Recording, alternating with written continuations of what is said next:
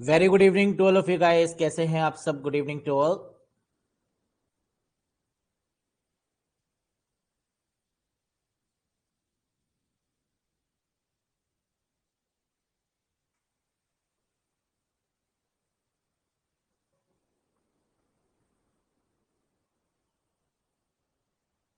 All good. कैसे हैं आप सब? कैसी चल रही है आप सबकी प्रिपरेशन गाइस?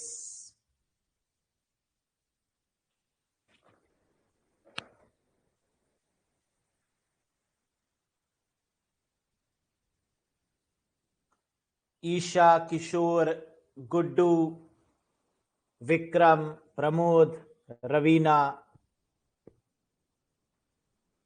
क्या हालचाल है आप सबके? किशोर, भूषण कुमार, दीपक कुमार, धीरज, सोनी, बढ़िया। तो कौन सा टॉपिक चल रहा था फटाफट से बताइए। ऑपरेटिंग सिस्टम रिवीजन किया आप सभी ने? Have you revise the previous sessions? बिल्कुल। और आज हम लोग ऑपरेटिंग सिस्टम के बारे में जिस टॉपिक पर डिस्कस करेंगे वो कौन सा होगा? थर्ड वाला पार्ट सीपीयू शेड्यूलिंग एल्गोरिथम का, that is called priority algorithm. हम लोगों ने प्रीवियस सेशन में फर्स्ट कम फर्स्ट सर्व पर बात करी। हम लोगों ने नेक्स्ट सेशन में एसजीएफ, शॉर्टेस्ट जॉब फर्स्ट पर बात करी, यानी जिसकी जॉब कम है ना, उसको पहले असाइन करेंगे। लेकिन हमेशा शुरुआत कहां से करेंगे? जीरो से, है ना। स्टार्टिंग हमेशा जीरो से ही होगी, चाहे वो शॉर्टेस्ट जॉब की बात करें, फर्स्ट कम फर्स्ट सर्व की बात करें, या प्रायोरिटी एल्गोरिथम की बात करें, या फिर राउंड रॉबिन की बात करें, है ना। क्योंकि इंसान चलना जो सीखता है वो कैसे सीखता है? जीरो से, स्टार्टिंग से। तो इन एल्गोरिथम का जो मेन मकसद है ना, जो मेन मोटिव है वो क्या? कि जो शुरुआत होगी वो हमेशा जीरो से होगी। उसके बाद हम देखेंगे फर्स्ट कम फर्स्ट सर्व है। उसके बाद हम देखेंगे कि ये शॉर्टेस्ट जॉब फर्स्ट है। उसके बाद में हम देखेंगे कि प्रायोरिटी एल्गोरिथम है। उसके बाद देखेंगे राउंड रॉबिन अप्रोच। ठीक, तो आइए जरा इस पर भी एक बार डिस्कशन करते हैं। क्या है ये प्रायोरिटी शेड्यूलिंग? जरा ध्यान से क्वेश्चन को देखो, क्या कह रहा है। कितने प्रोसेस गिवन है यहां पर? P1, P2, P3, P4, P5, 5 process. Arrival time कितना गिवन है? 0, 1, 2, 3, 4। बस टाइम कितना गिवन है? ये प्रायोरिटी गिवन है। ये फाइंड क्या करना है? टर्न अराउंड टाइम और वेटिंग टाइम। इसका मतलब जब भी हम प्रायोरिटी की बात कर रहे होंगे तो हमें कितनी चीजें गिवन होंगी? Process ID, arrival time, burst time और प्रायोरिटी। ये 4 चीजें हमें गिवन होंगी और हमें फाइंड आउट क्या करना होगा? टर्न अराउंड टाइम और वेटिंग टाइम, है ना। जैसे कि हम लोग करते हुए आ रहे हैं, वो एवरेज भी हो सकता है, वो पार्टिकुलर किसी भी प्रोसेस का भी हो सकता है। ठीक, यहां तक तो बात समझ में आ गई। अब क्वेश्चन में कुछ और भी कह रहा है। क्या क्वेश्चन में कह रहा है? Lower the priority number, higher is the priority. यानी क्वेश्चन में एक बात और लिखी गई है कि जिसका प्रायोरिटी नंबर सबसे कम है उसकी प्रायोरिटी सबसे ज्यादा है। मतलब P1 का प्रायोरिटी नंबर क्या है? 2, तो P1 की प्रायोरिटी क्या हो गई? सबसे ज्यादा, है ना। जैसे जो आपकी रैंकिंग होती है, जैसे अगर आप क्लास में फर्स्ट आए तो क्या आप सबसे सुपीरियर हैं? यस। क्लास में सेकंड आए तो उससे कम, है ना। थर्ड आए तो उससे कम। तो वैसे ही यहां पर प्रायोरिटी दी गई है, नंबर जिसका कम होगा उसकी प्रायोरिटी क्या होगी? ज्यादा होगी। ये क्वेश्चन में गिवन है। Lower the priority number, higher is the priority. और ये अप्रोच कैसी है? कह रहा है नॉन प्रिमिटिव अप्रोच, यानी कोई छीना झपटी यहां पर नहीं हो रही है प्रायोरिटी शेड्यूलिंग के केस में। इतनी बात समझ में आ गई। क्वेश्चन क्या होगा, क्या पूछा जाएगा? क्वेश्चन में जो प्रायोरिटी गिवन है इसका क्या मतलब है, और नॉन प्रिमिटिव अप्रोच के बारे में बात हो रही है। अब जरा देखो, इसका मतलब कि यहां पर सबसे पहले तो हम देखेंगे जीरो वाली बात, कि जीरो से कौन सा प्रोसेस शुरू हो रहा है, नंबर 1। और इसके बाद हम देखेंगे प्रायोरिटी को, है ना। सेकंड नंबर पर हम किसको देखेंगे? प्रायोरिटी को। तो यहां पर ऐसा कौन सा प्रोसेस है जो जीरो से स्टार्ट हो रहा है? क्या हो भी रहा है या नहीं हो रहा? है ना। अगर नहीं हो रहा होगा तो हम क्या मान लेंगे, आइडियल मानेंगे उस टाइम ड्यूरेशन को। लेकिन यहां तो मिल रहा है P1 जो है वो 0 से शुरू हो रहा है और 4 सेकंड तक चल रहा है, तो P1 कितना आ गया, 0 to 4। इतनी बात क्लियर है ना। 0 to 4 हो गया। प्रायोरिटी हमने यहां पर नहीं देखी क्योंकि शुरुआत में प्रायोरिटी से कोई मतलब नहीं है। जैसे पहले वाले केस में, क्या शुरुआत में एसजीएफ से कोई मतलब था, जी नहीं। पहले तो हम देख रहे थे अराइवल टाइम जो कि 0 से स्टार्ट है, और एसजीएफ से कब मतलब हमें था, जब ये 0 to 4 हम या 0 वाला जो नंबर है वो एलोकेट कर चुके हैं, उसके बाद से हमें शॉर्टेज ऑफ फर्स्ट देखना है। बहुत बढ़िया। अब अगर 0 से 4 की बात करें तो क्या 0 से 4 में सभी प्रोसेस आ चुके हैं, है ना, ये भी तो देखना है। क्या 0 to 4 में सभी प्रोसेस आ चुके हैं या कोई बाकी है? सर सभी आ गए हैं। 0 to 4 सेकेंड में P2 भी आ चुका है 1 सेकेंड पर, P3 भी आ चुका है 2 सेकेंड पर, P4 आ चुका है 3 सेकेंड पर, और P5 आ चुका है 4 सेकेंड पर।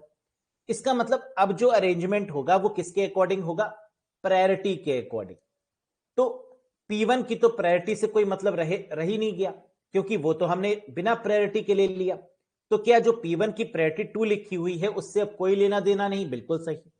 इसके बाद हम देखना शुरू करेंगे कि सबसे प्रायोरिटी कम किसकी है। तो आपने देखा 2 के बाद आ रहा है 3, है ना, क्योंकि सबसे कम तो 2 की है और इससे लेना देना भी नहीं है। तो 2 के बाद आ रहा है 3, फिर आ रही है 4, फिर आ रही है 5। 3 4 5 का मतलब सीक्वेंस से दिया हुआ है, तो यानी पहले P2 आएगा, फिर P3 आएगा, फिर P4 आएगा और फिर P5 आएगा। 5 क्योंकि प्रायोरिटी 2 में है, और हम लोग ने ये कॉन्सेप्ट में पढ़ा था कि अगर प्रायोरिटी क्या हो जाए, सिमिलर हो जाए, तो हम किसके अकॉर्डिंग करेंगे, फर्स्ट कम फर्स्ट सर्व, है ना। फिफो लगाएंगे, FCFS लगाएंगे और उसके अकॉर्डिंग प्रायोरिटी को क्या करेंगे, ब्रेक करेंगे। यस। तो इसका मतलब कि P4 और P5 जिनकी प्रायोरिटी सेम है, इसमें पहले कौन आया, P4 आया, फिर कौन आया, P5। तो हमें सीक्वेंस मिल गया P1 P2 P3 P4 P5। अब तो आपको समझ में आ गया होगा। P1 चला 0 to 4, ठीक है। P2 चलेगा कितना, 3 सेकेंड की बस टाइम गिवन है, तो +3 यानी 7। P3 कितना है 1 सेकेंड का, 7 + 1 8।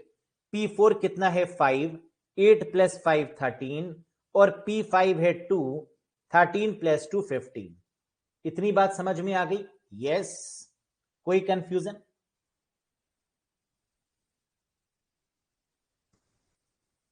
सर प्रायोरिटी का अराइवल टाइम लेंगे या बस टाइम, है ना, बड़ा ही गंदा प्रश्न है ये। जो भी हम ले रहे हैं वो किसके अकॉर्डिंग ले रहे हैं, प्रायोरिटी के अकॉर्डिंग। अब यानी यहां पर हम जो प्रायोरिटी देख रहे हैं वो क्या देख रहे हैं, 2 3 4 5, है ना, यही तो हमने देखा। यानी जो 0 वाली थी उसकी प्रायोरिटी तो खत्म हो गई। अब P1 के बाद कौन सा एलोकेट होगा, वो क्या है, जिसकी प्रायोरिटी ज्यादा है। ज्यादा का मतलब 2 तो हो गई, अब 2 के बाद क्या नंबर आएगा, 3। तो 3 किसकी है, P2 की। फिर इसके बाद कौन आएगा, P4, ये किसकी है ना। फिर इसके बाद क्या आएगा, P5। यानी P1 P2 P3 P4 P5 इसी सीक्वेंस में अरेंज करेंगे। क्यों, क्योंकि प्रायोरिटी का सीक्वेंस क्या है, 2 3 4 5 5। क्या ये बात समझ में आई? यस। इसका मतलब यहां पर प्रोसेस आएंगे किस प्रकार, प्रायोरिटी के बेसिस पर। जिसकी रैंक 2 आई उससे तो कोई मतलब ही नहीं था क्योंकि वो तो 0 से शुरू हो रहा था, है ना। वैसे भी अगर आप देखें बाय डिफॉल्ट तो इसकी 2 है, जिसकी 3 है वो इसके बाद आनी चाहिए, जिसकी रैंक 4 है वो इसके बाद आनी चाहिए, और जिसकी रैंक 5 है वो इसके बाद में आना चाहिए। ठीक समझ में आ गया? बहुत ही सिंपल, बहुत ही बैगन, बहुत ही हलवा, है ना। इससे सरल कुछ हो ही नहीं सकता क्योंकि प्रायोरिटी आपको गिवन है और इस प्रायोरिटी के अकॉर्डिंग आपको क्या करना है, अरेंज करना है। ठीक हो सकता है इससे आसान बताओ, है ना। प्रायोरिटी शेड्यूलिंग एल्गोरिथम सबसे आसान होती है क्योंकि यहां पर प्रोसेस को किसके अकॉर्डिंग अरेंज करेंगे, प्रायोरिटी के अकॉर्डिंग। लेकिन किंतु परंतु दाल में कुछ काला है। क्या, अगर क्वेश्चन में यह दिया होता higher the priority number lower is the priority, ध्यान से सुनो, है ना, यहीं पर गड़बड़ करते हैं ये लोग एग्जामिनर। लिखा हुआ है lower the priority higher is the priority, मतलब जिसका नंबर कम है, लोअर है, उसकी प्रायोरिटी ज्यादा है, यानी 2 की प्रायोरिटी ज्यादा हुई, फिर उसके बाद 3, फिर उसके बाद 4, फिर उसके बाद 5। लेकिन अगर इसका उल्टा लिखा हुआ मिल जाए, higher the priority number lower is the priority, इसका मतलब अब इस केस में उल्टा हो जाएगा। अब पहले आप किसको इन्वॉल्व करेंगे? जिसकी प्रायोरिटी 5 है, फिर किसको लेंगे? जिसकी प्रायोरिटी 4 है, फिर किसको लेंगे? जिसकी प्रायोरिटी 3 है। बात समझ में आई? अब वहां रैंक का नाम मान के आप ये मान लीजिए कि एक ऐसा है जिसके 10 में से 5 नंबर आए, है ना, वो पहले वो ज्यादा फेमस हो गया, उसको टॉप में रखना चाहिए। जिसके 10 में 4 नंबर आए वो से कम हो गया, जिसके 10 में 3 नंबर आए उसका कम हो गया। लेकिन क्या शुरुआत फिर भी 0 से होगी? यस। समझ में आ गया बस खेल कहां पर होता है। लेकिन एग्जाम में दूसरा जो मैंने आपको बताया वो पूछते ही नहीं है, पूछते सिर्फ इतना है, lower the priority number higher is the priority. इसका मतलब कि असेंडिंग ऑर्डर में ही आपको देखकर अरेंज करना होगा। यही क्वेश्चन आता है, लेकिन फिर भी क्या पूछा जा सकता है? यस, है ना। इसलिए मैंने आपको बता दिया कि ये लोअर दी प्रायोरिटी वाले के केस में ये होगा, हायर दी प्रायोरिटी के केस में इसका रिवर्स होगा। इतनी बात समझ में आ गई? बोलो। इसका जो करेक्ट आंसर है वो वेटिंग टाइम कितना है? 25 divided by 5, that is 5। Clear?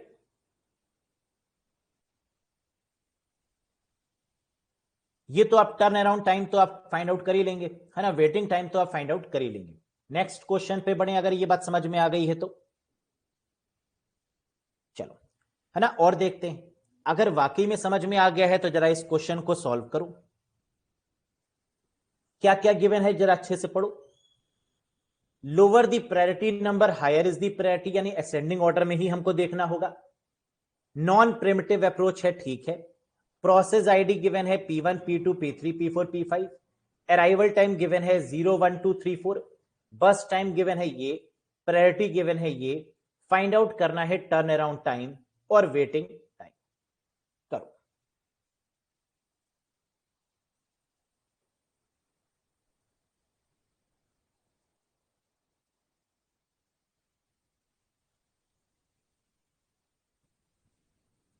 Question यही मिलेगा आपको same, lower the priority number higher is the priority, यही लिखा होगा क्वेश्चन में, ये डैम श्योर है ना। इसके अलावा नहीं पूछते।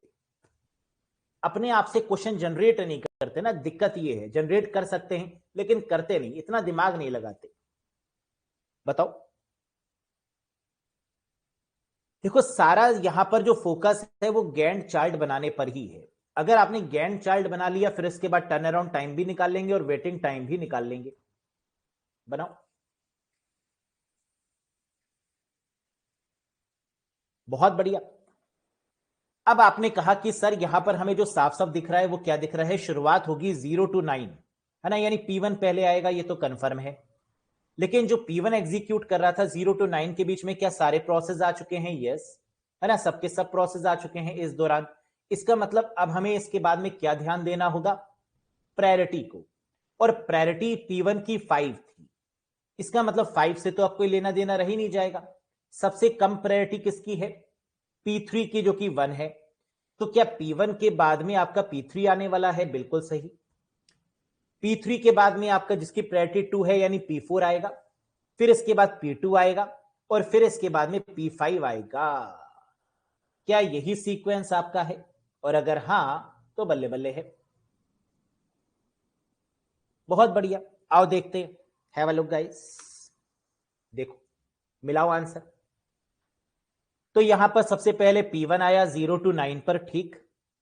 फिर इसके बाद सबसे कम प्रायोरिटी किसकी थी? P3 की, जो कि 1 थी। तो P3 हमारा कितना है? 5 इसका बस टाइम है। तो 9 + 5 कितना हो गया? 14। फिर आया P4, कितना है? 7। 14 + 7 कितना हो गया? 21। फिर आया P2, कितना है? 4। 21 + 4 25। फिर आया आपका P5, कितना है? 3। 25 + 3 कितना हो गया? 28। बोलो, कितना ही आसान क्वेश्चन, है ना। और इसमें एवरेज वेटिंग टाइम आपका क्या निकल के आया? 11.8। 59 डिवाइडेड बाई 5, दैट इज 11.8। है बढ़िया? मजा आ गया हो तो एक बार इमोजी बना दो हम सब के सर, समझ में आ गया, बढ़िया है, मस्त है, चकाचक है।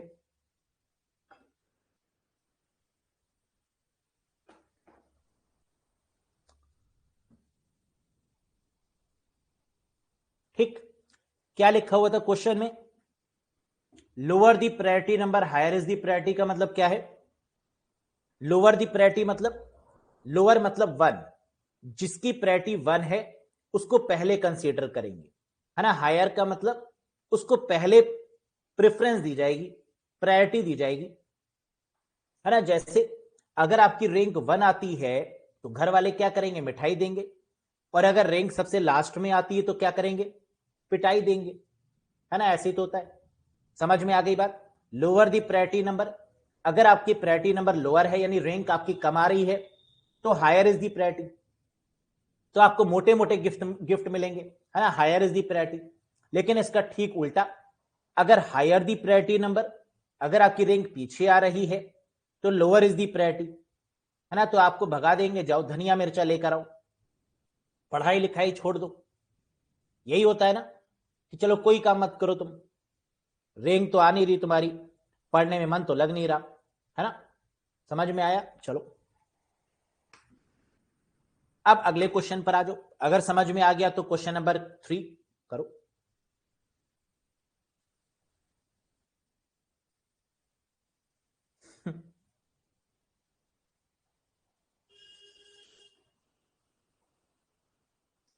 गुड्डू भैया करने दो भैया, है ना।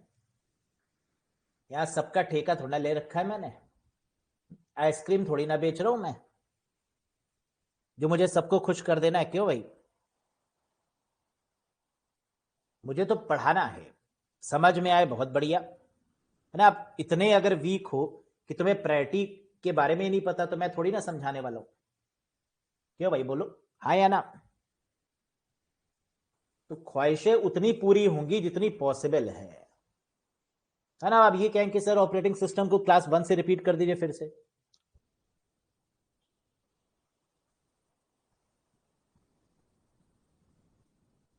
चलो, तो प्रायोरिटी शेड्यूलिंग एल्गोरिथम में तीसरा क्वेश्चन आपके सामने आ चुका है दोस्तों। P1 P2 P3 P4, है ना। अराइवल टाइम गिवन है ये, बस टाइम गिवन है ये, और प्रायोरिटी गिवन है ये।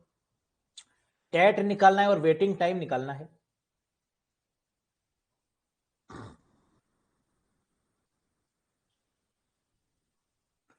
तो हमें क्या दिख रहा है? क्या जीरो से कोई प्रोसेस शुरू हो रहा है? बिल्कुल हो रहा है, और उसका नाम है P1।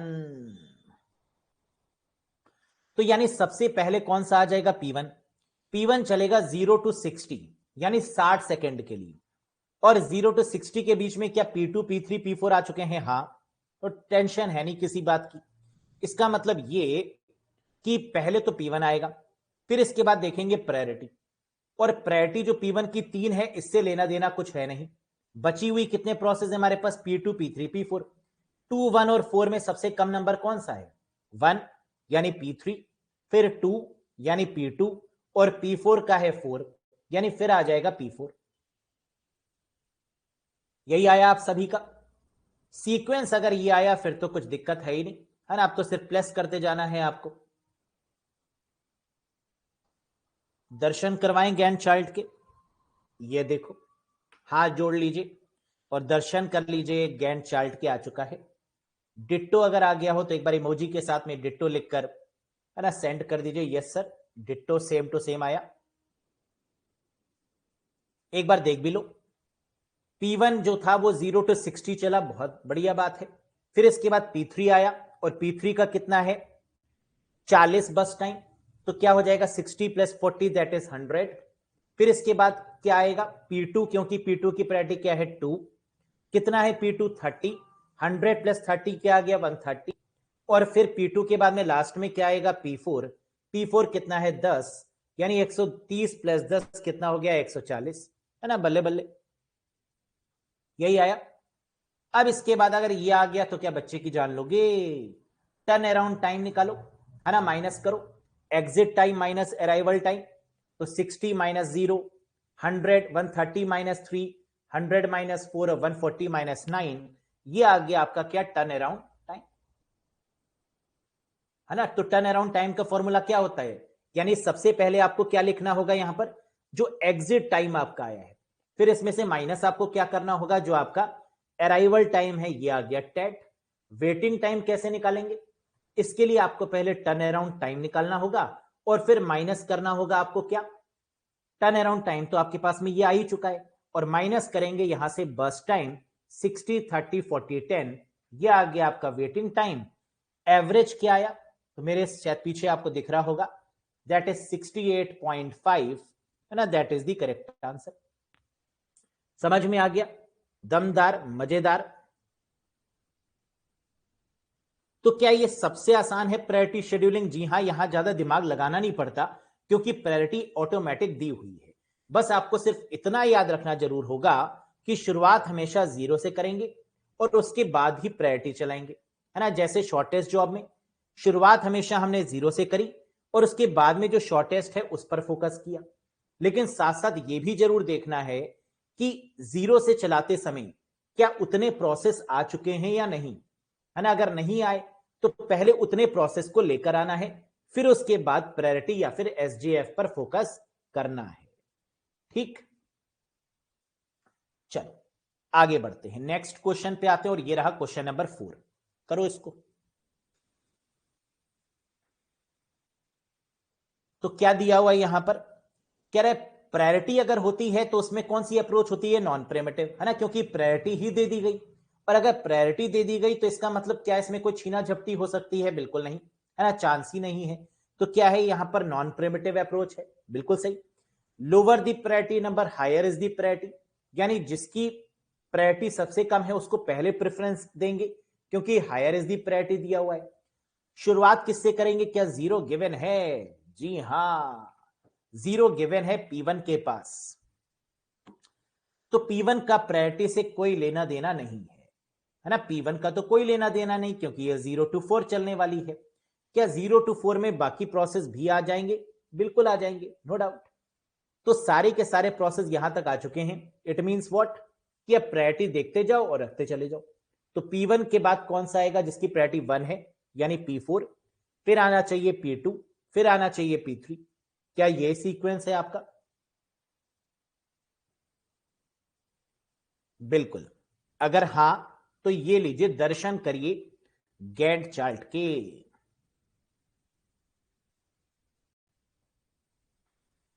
ठीक।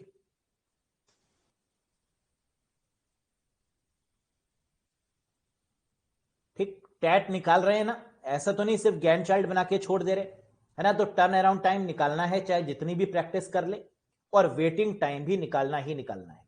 तो इसमें बिल्कुल भी काम चोरी नहीं होनी चाहिए, है ना, और एवरेज भी निकालिएगा।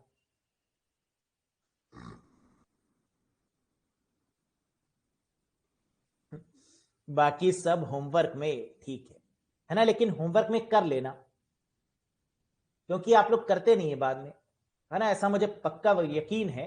ओवर कॉन्फिडेंस में आप लोग रहते जरूर हैं, अच्छे हैं पढ़ने में नो डाउट, लेकिन इसका मतलब ये नहीं, कॉन्फिडेंस होना चाहिए, ओवर कॉन्फिडेंस नहीं, है ना। मालूम चला एग्जाम में गैंट चार्ट तो बना लिया, यही भूल गए कि अब करना क्या है ना, टैट कैसे निकलेगा यही भूल गए, वेटिंग टाइम कैसे निकलेगा यही भूल गए, फिर गैंट चार्ट को क्या करोगे, हवन करोगे इसके साथ, है ना, कुछ नहीं कर पाओगे। तो इसका मतलब प्रैक्टिस करनी भी जरूरी है, सिर्फ गैंट चार्ट पर ही फोकस नहीं रखना, है ना, पूरा टैट और वेटिंग टाइम निकालना है। चलो अगले क्वेश्चन पे बढ़े, यस।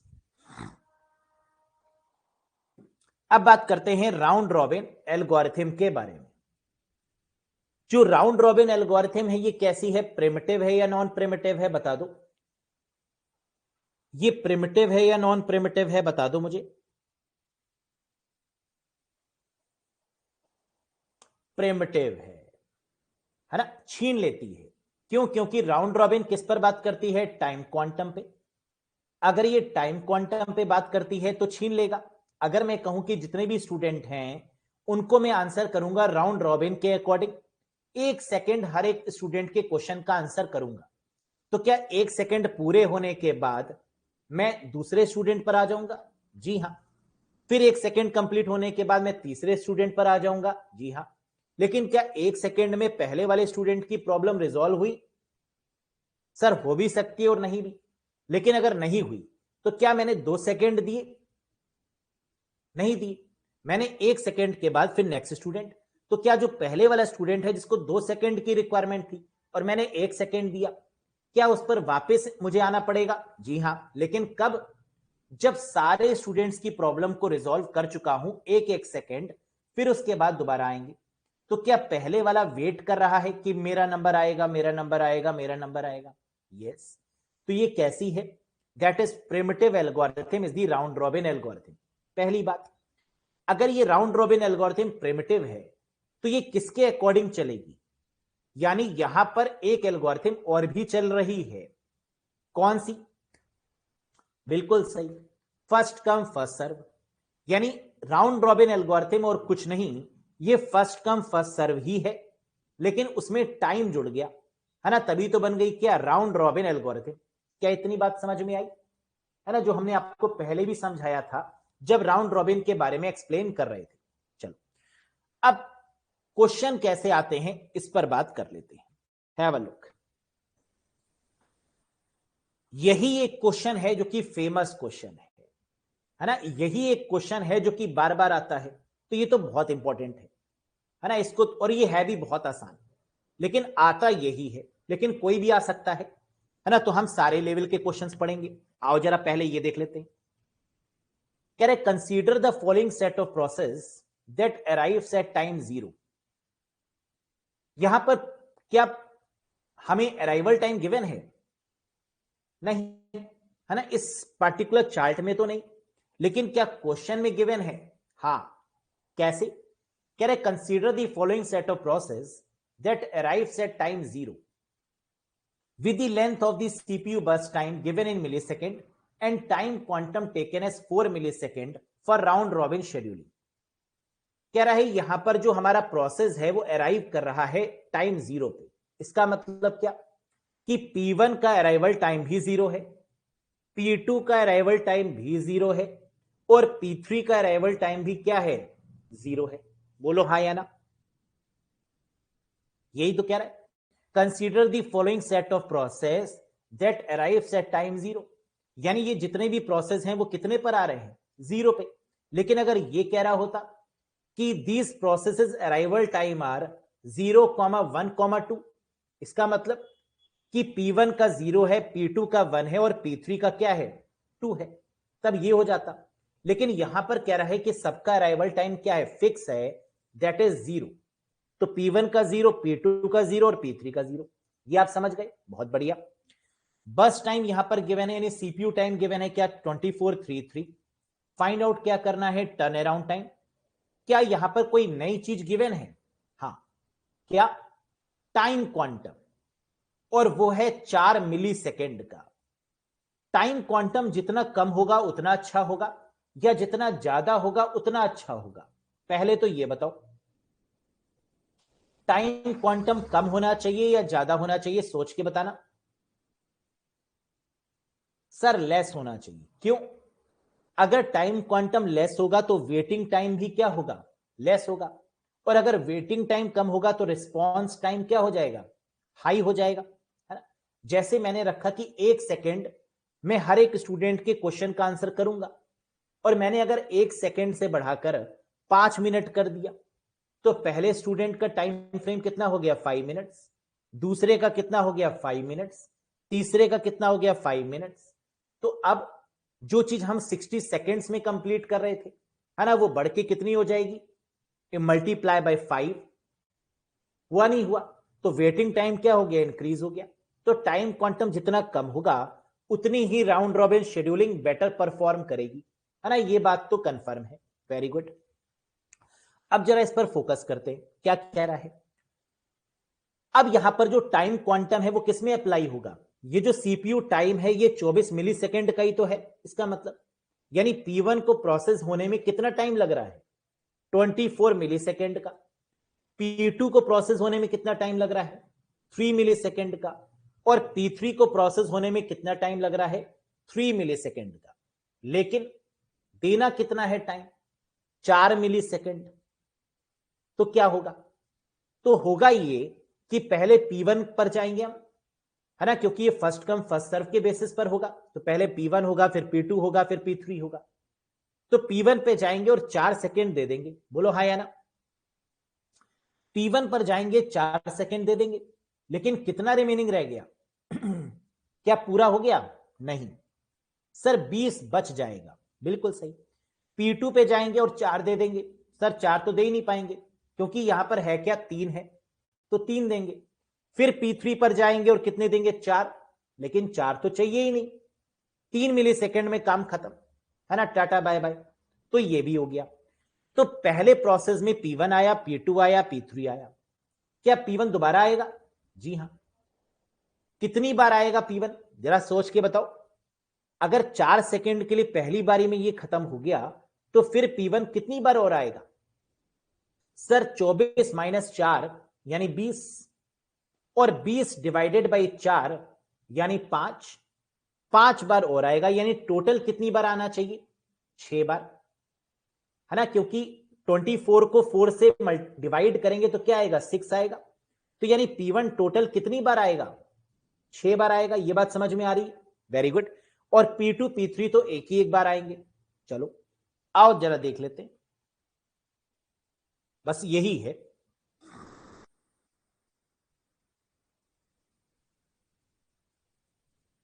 आओ जरा देखो, सबसे पहले हमने क्या किया, P1 हमने लिखा क्या है, 0 to 24, P2 भी 0 to 3 है और P3 भी 0 to 3 है। अगर इनका अराइवल टाइम सबका 0 है, तो हम किसको लेंगे पहले, sir first come first serve के बेसिस पर लेंगे, यानी पहले P1 आएगा, डैम श्योर। P1 कितना आएगा, 0 to 4 आएगा, सर 0 to 24 क्यों नहीं आया, है ना, वाई नॉट 24 सर, ये बताइए, क्योंकि 4 सेकेंड के लिए ही तो एग्जीक्यूट करेगा, बोलो हाँ या ना। तो 0 to 4 क्या हो गया P1, क्योंकि टाइम क्वांटम गिवन कितना है, 4, और यहां कितना गिवन है, 24, कितना बच गया, 20 बच गया, है ना, वो बाद में देखेंगे। फिर P2 पे आया, और P2 पे कितना टाइम चाहिए, 4 मिली सेकेंड देना है, लेकिन है कितना, 3, कम है, तो 4 + 3 कितना हो गया, 7। P3 पे आएंगे, कितना टाइम चाहिए, 4 देना है, लेकिन देना यहां कितना कह रहा है, 3, तो 7 + 3 कितना हो गया, 10। क्या ये 10 तक माजरा समझ में आ गया, बोलो हाँ। अरे ये तो बहुत आसान है। अब इसके बाद क्या फिर से P1 आएगा, बिल्कुल, लेकिन P1 रिमेनिंग कितना है, 4 तो चला गया पहले, 20 रिमेनिंग है, यही तो है। तो फिर से P1 आया, और 20 में से 4 माइनस करो, कितना बचेगा, बोलो। 4 4 प्लस करना है ना, माइनस क्यों कर रहे हैं, 4 4 प्लस करना है यहां पर। तो 10 यहां पर P3 आपका एंड हुआ, फिर ये P1 4 सेकेंड के लिए चला, तो 10 + 4 क्या हो गया, 14। फिर ये 14 पर आया, फिर P1 आएगा, कितना आएगा, 18। फिर कितना आएगा, +4 दैट इज 22। फिर कितना आएगा, 26। फिर कितना आएगा, 30। कहां तक चलेगा, जब तक P1 पूरा ऑक्युपाइड नहीं हो जाता, पूरा खत्म नहीं हो जाता। और P1 चलेगा कितना, इसकी ट्रिक मैंने आपको बताई दी है। अगर 4 पहले चल चुका है, यहां 24 है, तो 24 माइनस 4 कितना हो गया, 20, और 20 डिवाइडेड बाई क्या, जितना चलना है 4 मिली सेकेंड, कितना बचा, 5। तो क्या 5 बार P1 है, गिन लो, P1 P1 P1 P1 P1, 5 बार। वैसे देखा जाए तो P1 इतना चलाने की कोई रिक्वायरमेंट है नहीं, है ना, हम लोग जनरली क्या कर देते हैं, यहां हमने क्या लिखा, P3 एंड हो रहा था 10 पर, है ना, P3 किस पर एंड हो रहा था, 10 पर, और हमें मालूम है P1 कितना बचा हुआ है, 20। तो हम ये भी तो कर सकते थे कि ये 10 है, और P1 के आगे 10 प्लस करके क्या लिख देते, 20। तो 10 में 20 जोड़ेंगे, क्या आ जाएगा, 30, है ना। ये इसकी शॉर्ट ट्रिक आप कह सकते हैं, या डायरेक्ट अप्रोच कह सकते हैं, लेकिन समझाने का जो तरीका है वो क्या है, एक बार मैं हाइड भी कर लेता हूं, ताकि ये पीछे वाला पोर्शन दिख जाए आपको, है ना। देखो ये, तो P1 आप 4 4 बढ़कर अगर जाएंगे तो भी ये 30 है, या P1 डायरेक्ट अगर आप +20 कर देंगे तो भी क्या आएगा, लास्ट में 30 आएगा, बोलो। क्लियर है या नहीं? अगर क्लियर है तो एक बार थम्स अप देके यस सर लिख दो, सर क्लियर है।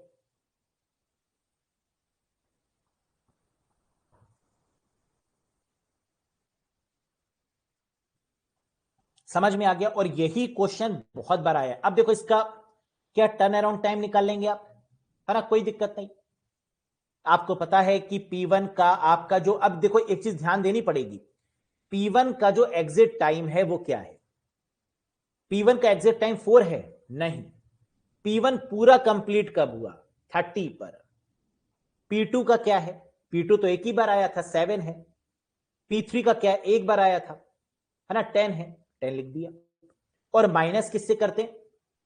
37 10 माइनस किससे करेंगे? अराइवल टाइम से, है ना, exit time minus arrival time. तो ये क्या हो गया? 0 0 0। क्या आ गया? 37 और 10। फिर वेटिंग टाइम आपने निकाल लिया, टर्न अराउंड टाइम माइनस बस टाइम।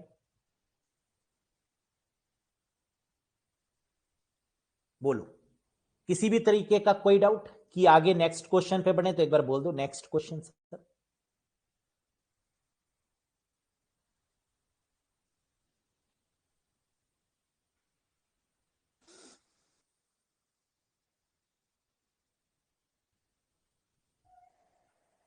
चल नेक्स्ट क्वेश्चन पे आओ, करो एक बार खुद से ट्राई करो इस क्वेश्चन को।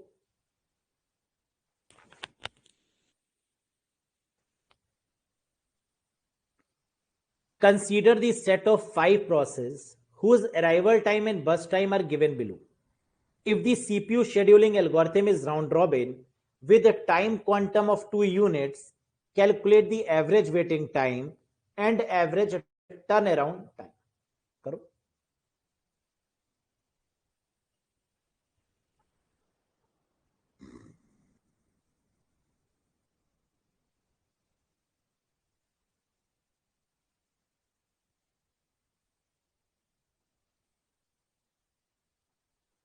सीक्वेंस में होगा, नो डाउट, है ना। ये तो क्या है, ये आपकी फर्स्ट कम फर्स्ट सर्व ही है।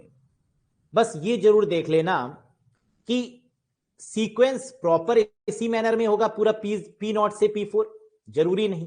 क्यों? क्योंकि पहला दिया हुआ है 0 to 5।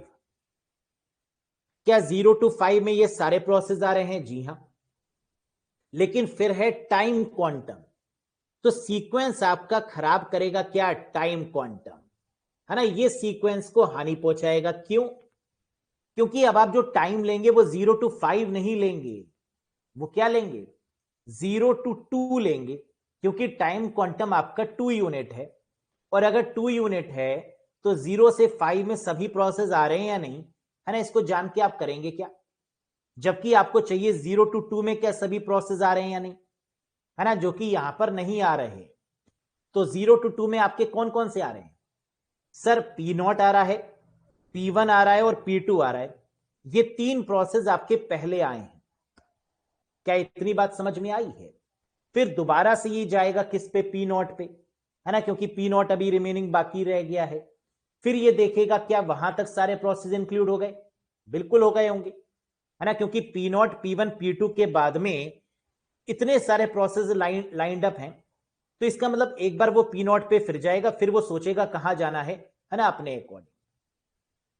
कुछ कुछ समझ में आ गया होगा, लेकिन जो हम बात बताने की कोशिश करें, एक बार खुद ट्राई करो कि आपका क्या राय है। पहले एक बार अपने आप बनाओ, है ना, बाद में गैंट चार्ट दिखाएंगे, तब समझ में आएगा गलती कहां कर रहे हो। बनाओ।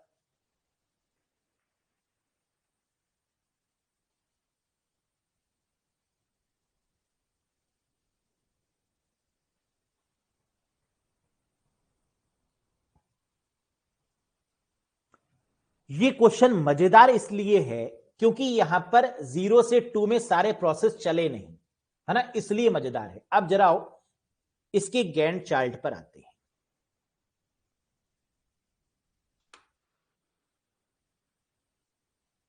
ये रहा इसका कंप्लीट सीक्वेंस, है ना। तो इसका आंसर सही आया हो इसकी उम्मीद बहुत कम है, तो पहले पूछ लेते हैं, है ना, जनता की राय। राय राय राय, है ना, आएगा ही नहीं, सबका गलत होगा ये मुझे मालूम है, क्योंकि बस यहां पर जो खेल समझने वाला है वो थोड़ा सा इंपॉर्टेंट है ना, इंपॉर्टेंट इन द सेंस मतलब ऐसा आता तो नहीं है जनरली, लेकिन फिर भी कुछ चीज समझने वाली है। डिट्टो आया किसी का? अरे वाह, अभिषेक का आ चुका है। एक, प्रमोद 2, रूपा कुमारी 3,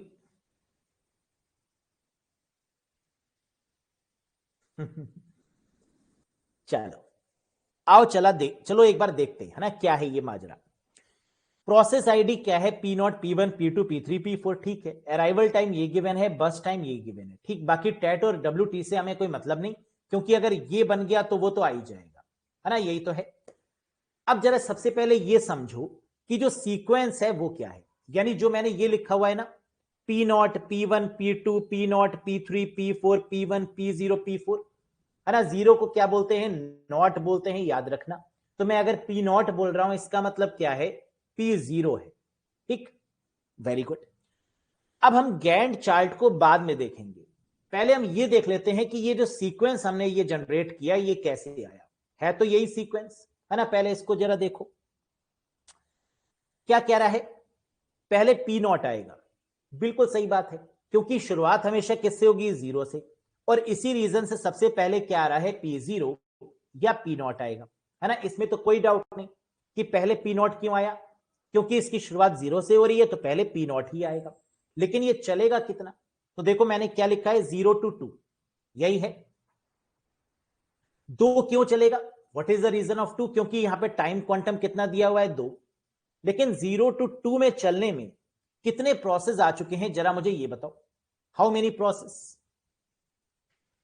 तो P0 को ये टाइम देगा, फिर P1 को देगा, फिर P2 को देगा। क्यों? क्योंकि 0, 1, 2 में 3 प्रोसेस आ चुके हैं। बहुत बढ़िया, सबने का 3 प्रोसेस सर, कौन कौन से? P0, P1 और P2, यही 3 प्रोसेस आए। क्या यहां से ये स्टॉप हो जाएगा? हाँ, क्योंकि ये 3 प्रोसेस ही इंक्लूड हुए हैं, अभी P3 और P4 इंक्लूड नहीं हुआ। तो जरा सीक्वेंस एक बार देखो, पहले P0 आया, फिर P1 आया, फिर P2 आया, फिर दोबारा से कौन सा आएगा प्रोसेस?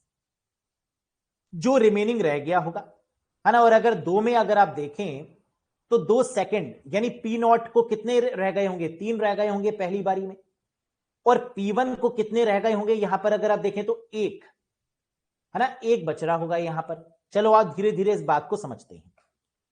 तो सबसे पहले हमने क्या किया, P0 को लेकर आ गए कितना? 0 to 2, बोलो हाँ, ले आए। अगर 0 to 2 ले, इसके बाद क्या आएगा? P1 आएगा, ये कंफर्म है, फिर P2 आएगा, ये भी कंफर्म है क्योंकि 0, 1, 2 आ रहा है। तो P0, P1, P2 इसका सीक्वेंस तो कंफर्म हो गया, यही 3 रहने वाला है। 0 to 2 अगर ये आ चुका है तो P1 कहां से शुरू होगा? कितना गिवन है सर? 3 गिवन है, चाहिए कितना? 2। तो P1 में कितना आ जाएगा? 2 + 2 यानी 4, है ना, क्योंकि 2 ही सेकंड के लिए तो चाहिए। तो P1 कितना आ गया? 4, और P2 आया इसके बाद, कितना था? 1 है, कितना? 2, कितना चलेगा? 1। तो 4 + 1 कितना हो गया? 5। क्या P0, P1, P2 टिल 5 समझ में आया? फिर आगे बढ़ेंगे।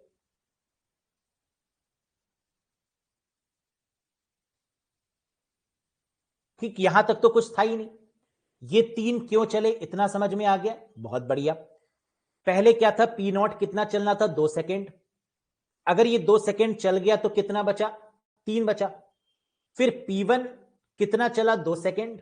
अगर ये 2 सेकेंड चला, क्योंकि टाइम क्वांटम 2 है, तो 2 + 2 कितना हो गया? 4।